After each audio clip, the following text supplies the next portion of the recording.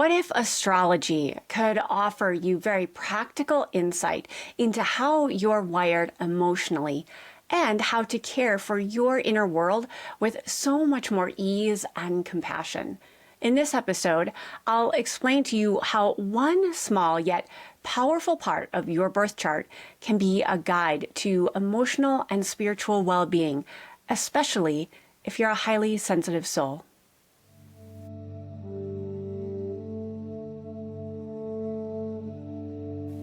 Blessings. My name is Brenda Carey, and I'm a holistic healer for highly sensitive souls. Allow this time to be a sanctuary for you, to awaken your sensitivity, to soften, heal, and reconnect to your own inner wisdom. I am so grateful that you are here with me today. Recently, I became a certified astrologist. Astrology had always been something I was curious about and interested for my own personal growth. I admit I never felt really connected to the surface level astrology as a personality label, but once I started to study and dive deeper, I found so many hidden gems within a person's natal or birth chart. Now, first of all, if you are not familiar with what your natal or birth chart is, then I would highly suggest just do a quick internet search, look for free natal or birth chart, and that will provide you the information that you need. Also keep in mind that astrology is a vast philosophy and psychology. And for the simplicity of today's video, we're just going to go over one small but really powerful aspect of your chart that I think will help inform you to how to care for your emotional and spiritual self best. But this is also more of a launching point. So if after this episode you decide you want to know more, there is plenty more to learn about astrology.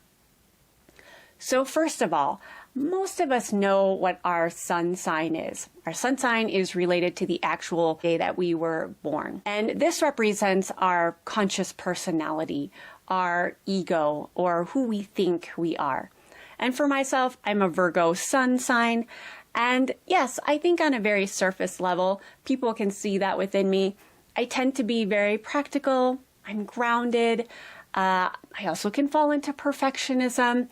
But that's just such a surface layer of who I really am, that the next hidden gem, I think, of our natal chart is so crucial for highly sensitive souls, and that is your moon sign. When you find your moon sign on your natal chart, it will be associated with a zodiac sign. And each zodiac sign is associated with one of the four elements in nature. So it's either a fire sign, an air sign, a water, or earth sign. And once you know which element coordinates with your moon sign represents your emotional needs, like how you process those emotions. It can also inform you on how to regulate your nervous system in a way that serves your mental and emotional health. It can also give you an idea of which rituals and practices are going to be best for your spiritual wellness as well. It's a much more unconscious feel to it as opposed to our more conscious sun sign. So let's break this down. If your moon sign is either in Aries, Leo, or Sagittarius, it is associated with the element of fire. So the emotional landscape for a fire moon sign is going to have an intensity to it, a passionate side coming from the heart's deepest desire. It can also be very quick, or hopefully it's quick, because unfortunately, if that intensity and fiery nature prolongs, it can lead to burnout, or as an outward expression can be anger. A more turned inward expression could be depression. So the best emotional and spiritual self-care practices for a fire moon sign, again, that's Aries, Leo, or Sagittarius, is going to be something that burns up that intensity initially. So that could be dancing around your house. It could be going for a brisk walk with your arms moving. Could also be, if yoga is in your practice, a few sun salutations to get that energy moving. It also is helpful if it has a playful element to it. Fire signs can sometimes get a little overly intense, so lightening it up, even doing something that involves laughter, can also be really beneficial so that you can come into this very calm, cool, and centered space. Now, if your moon sign is either in Cancer, Scorpio, or Pisces, these are the water elements. And this has a very different feel to the previous fire signs that I mentioned just earlier.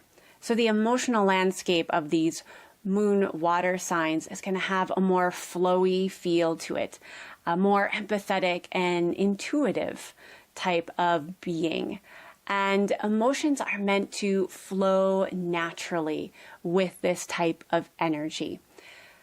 That being said, a consistent mindfulness or spiritual practice where you are literally going with the flow, watching your emotions rise and fall without getting too attached to them. Because when we stop up water, water becomes stagnant, then that can lead to feelings of depression or sometimes even addiction. So some of the best self-care practices for a water moon sign, again, this is Cancer, Scorpio, or Pisces, first of all, is to either rest by flowing water or immerse yourself in water. If you like baths, whether it's like salt baths or aromatherapy baths, many water signs love aromatherapy, some type of scent to help not feel like they're going to get overwhelmed by the emotional waves that sometimes come in.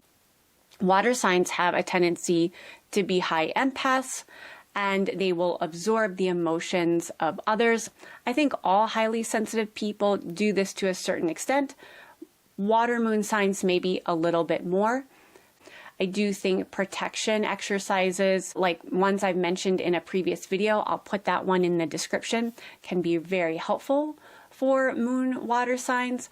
But remember that your mindfulness and spiritual practices on a consistent daily basis to know your own boundaries and inner strength is going to be one of the most important rituals for your water moon sign. If your moon sign is in either Taurus, Virgo, or Capricorn, these are the earth signs. And the emotional landscape has a very grounded and steady nature to each of those, in each their own unique way. Earth signs need to have stability without stagnancy, if that makes sense. So there is a certain amount of physical comfort that is good for them and more tangible practices that move at a little bit slower pace than compared to the fire signs. It's not going to be as quick and as intense, and a little bit more practical than the water signs, which have a more intuitive, watery feel to them.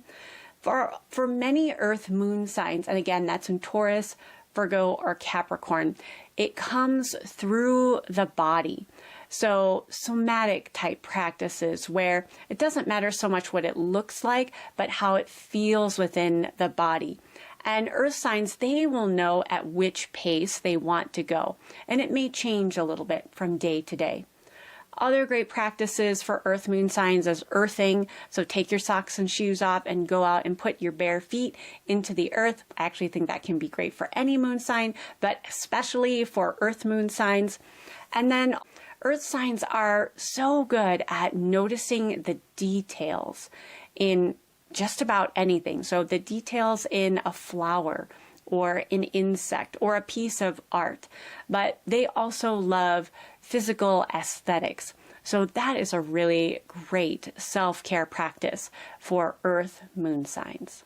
Finally, we come to the moon signs of either Gemini, Libra, or Aquarius. Welcome to my moon sign. This is the element of air, and I am a Libra moon.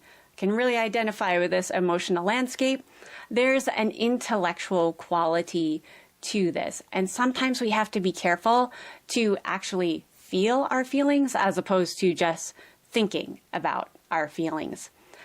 Air moon signs are going to have a need to deeply understand their emotions, sometimes even before processing them.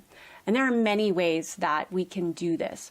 One of the best ways for air moon signs, again, that's Gemini, Libra, or Aquarius, would be through writing it out. It could be speaking, it could be singing, it could be chanting, but some way to communicate that emotions and feelings and get it out and moving into the ethers. Breath work, specifically breath work to help balance the left and right hemispheres of the brain, can also be very helpful. I have a video for breath work. I'll also put that in the description if that interests you. So again, if you are an air sign, be mindful that you're not just thinking about your feelings and intellectualizing them, but getting them to process and move through you, either through writing or through breathing, specific breath work techniques, or chanting, singing, getting it out into the world. So I'm curious, what's your sign? I mean, moon sign. Put that in the comments and think of which self-care practice associated with your natural element are you going to either try or continue. If you found this video helpful, please subscribe to my channel.